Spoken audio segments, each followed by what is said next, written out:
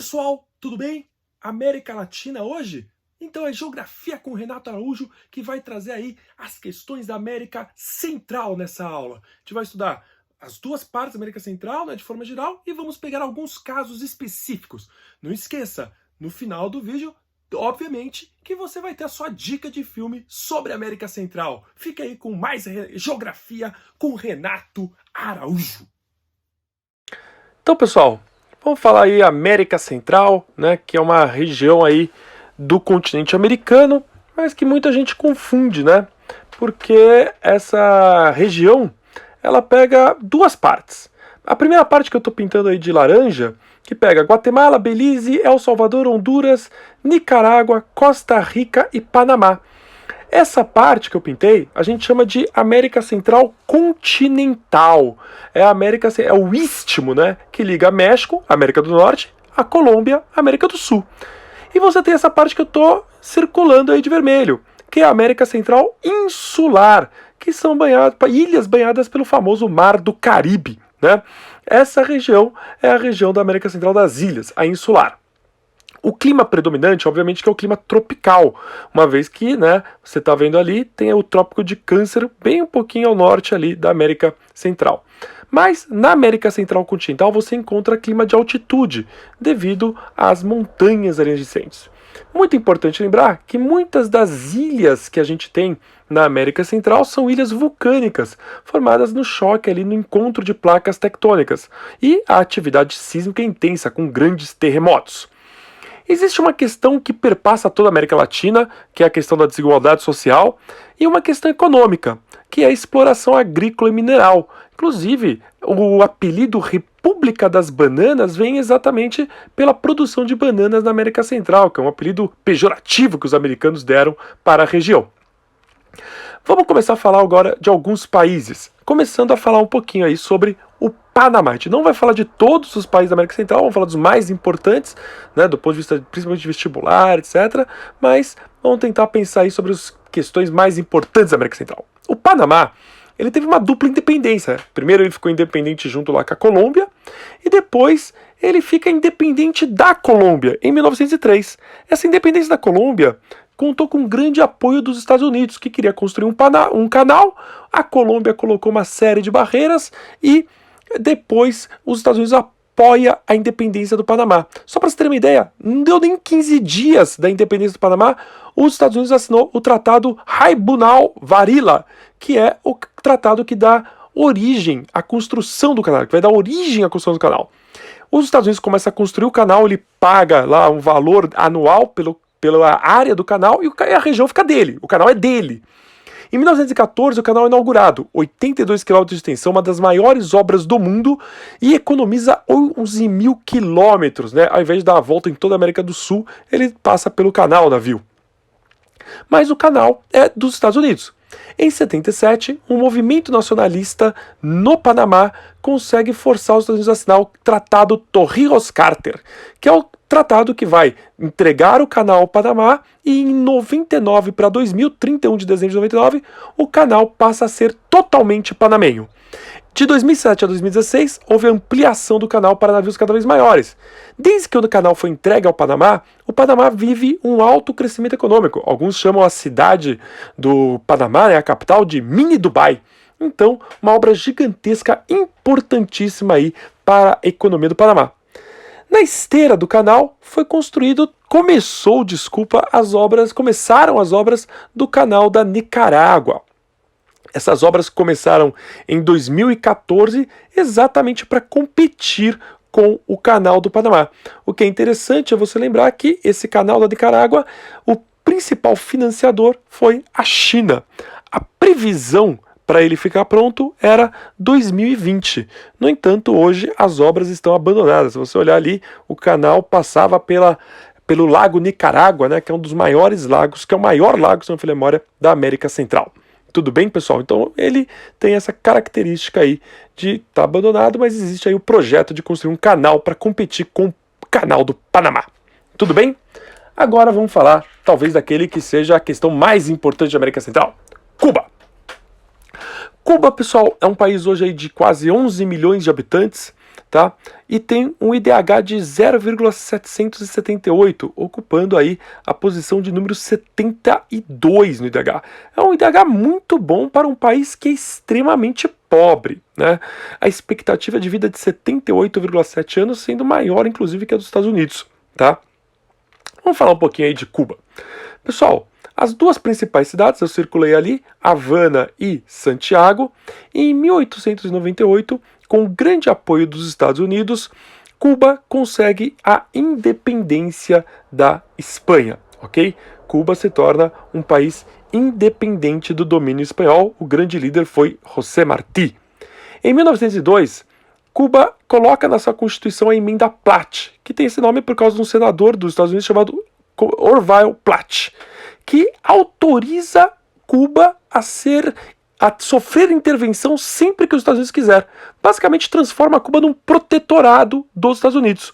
Além disso, em 1903, os Estados Unidos aluga, né, ele arrenda uma região na Baía de Guantánamo, onde até hoje tem uma base militar que os Estados Unidos paga $4.085 por ano pelo aluguel, né? Desde que o Fidel assumiu o poder, desde a Revolução, eles se recusam a usar esse dinheiro.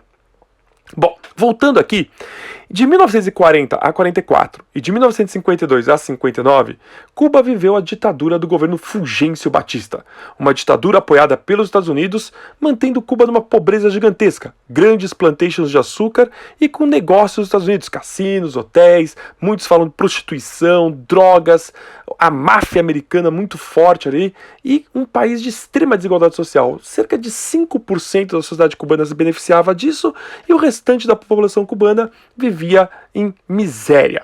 É nesse contexto que no dia 1º de janeiro de 1959, liderados por Fidel Castro, Raul Castro, Camilo Cienfuegos e Ernesto Che Guevara, vão realizar ali a famosa Revolução Cubana, que num primeiro momento ela ainda não tem um cunho socialista, mas logo ele vai enfrentar os Estados Unidos vai se opor completamente aos rumos das políticas cubanas, e ela toma um rumo socialista. Em 1961, com a invasão da Baía dos Porcos e o bloqueio econômico dos Estados Unidos, a guerrilha cubana vai se aproximar da União Soviética. Em 1962, com a crise dos mísseis, essa aproximação com a União Soviética fica totalmente forte e Cuba passa a ser um país socialista, uma vitrine do socialismo na América Latina. Os avanços sociais do socialismo são gigantescos. Não dá para negar isso, pessoal.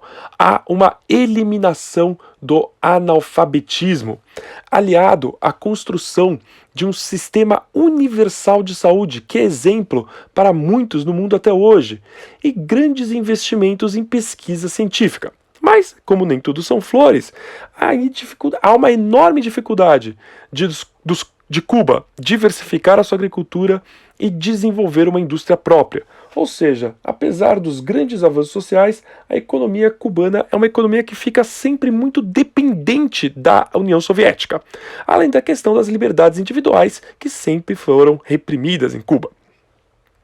Em 1991, você tem o fim da União Soviética e o fim da ajuda soviética para Cuba. Vai começar o que os cubanos chamam de período especial em tempo de paz. Como manter o socialismo e os ganhos do socialismo, os ganhos sociais do socialismo, sem ajuda soviética, com uma queda enorme do PIB, a economia cubana, né, cai absurdamente, e uma redução no comércio externo. Eles vão tomar algumas medidas, como a abertura para o turismo, que traz alguns problemas, como volta à prostituição, volta às drogas, mas recebe dinheiro de fora. Programa de médicos para o exterior, né? A ideia do programa Mais Médicos aqui no Brasil, em vários países começam a contratar médicos cubanos. Cooperação com países que se opõem aos Estados Unidos, o exemplo clássico aí, a Venezuela, né? E também vai liberar o trabalho por conta própria. Só para vocês terem uma ideia, já foi liberado a compra e venda de imóveis em Cuba para privado. Então, são reformas liberais, né, de certa forma, mas que mantêm a política socialista. Cuba teve aí 3 grandes governantes. De 59 a 2008, o Fidel Castro, que morreu em 2016. Ele ficou até 2008 no poder de Cuba, morreu em 2016. Em 2008 até 2018, o irmão dele assumiu, o Raul Castro, tá? E 2008 a 2018, e o atual de 2018 para cá, que é o Miguel Díaz-Canel. Muita gente achava que com o Miguel Díaz-Canel haveria uma abertura. Muito pelo contrário, o Miguel Díaz-Canel está se mostrando mais firme no socialismo do que o Raul Castro. Importante lembrar uma questão atual: de 2014, 2015, 2016, houve uma aproximação histórica entre o Raul Castro e o Obama, presidente dos Estados Unidos, com a reabertura de embaixadas, liberação de voos entre os dois países, etc. No entanto, com o Donald Trump, essa aproximação ficou totalmente congelada. Muito pelo contrário, houve um recuo no processo de abertura. Tudo bem, pessoal?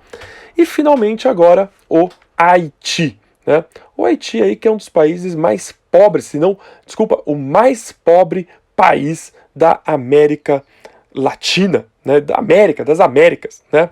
Com cerca de 10 milhões de habitantes, o Haiti tem um IDH de 0,503, 0,503, colocando ele na posição 169, uma expectativa de vida de apenas 63 anos, ou seja, uma miséria absurda, né? Uma completa miséria. A história do Haiti é uma história muito bonita. Foi o primeiro país latino-americano a se tornar independente, se tornou independente da França, foi o primeiro país a acabar com a escravidão na América. Então tem uma história muito bonita. Mas com as intervenções americanas, etc., e principalmente no século XX, as famosas ditaduras, as chamadas ditaduras Duvalier, que de 57 a 71 foi a ditadura do François Duvalier, o Papa Doc. E de 71 a 86, a ditadura do filho dele, o Jean-Claude Duvalier, o Baby Doc, mantiveram a população do Haiti numa miséria completa. Plantation, gigantesca desigualdade social, etc. E na década, com o Jean-Claude indo embora, né, ele fugiu do Haiti, você tem na década de 90 a tentativa de implementar democracia finalmente no Haiti. No entanto, a democracia dura muito pouco tempo, a instabilidade política é enorme e o presidente eleito, Jean-Bertrand Aristide, sofre um golpe nos anos 2000. Né? Isso leva o Haiti a uma situação de guerra civil, ou seja, a situação no Haiti é um conflito armado enorme entre os membros do governo, as tropas do governo e as tropas opositoras. Isso levou, em 2004, a ONU a criar o MINUSTAH, a Missão das Nações Unidas para a Estabilização do Haiti, cujo líder, inclusive, foi o Brasil. O Brasil liderou essa ação da ONU, o objetivo era pacificar aí o Haiti, que obteve um certo sucesso. Houve muita acusação de que o Brasil violou direitos humanos, você tem uma série de questões, teve o jogo da paz, né, 6-0 para o Brasil contra o Haiti, mas minimamente melhorou as questões. Minimamente. Em 2010 veio um terremoto de 7 graus na escala Richter, que atingiu próximo ali a Porto Príncipe, onde eu coloquei ali o círculo, capital do Haiti, destruiu o Haiti. Isso levou a um enorme problema. O Haiti hoje é um país que vive basicamente de quê?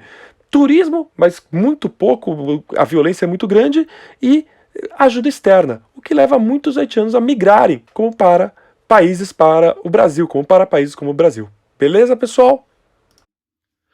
Curtiram, pessoal? É isso aí. Geografia com Renato Araújo apresentou para você um pouquinho aí da América Central, né? Um pouquinho dos países. E a dica de filme fica um filme, obviamente, sobre Cuba, né, pessoal? Que tem aí uma história gigantesca. Tem vários filmes, né? Tem os filmes do Steven Soderbergh sobre Che Guevara. Tem a história da Revolução Cubana, vários documentários. Mas o filme que eu mais gosto aqui, que foi indicado ao Oscar em 2000, é um documentário chamado Buena Vista Social Club, do Wim Wenders.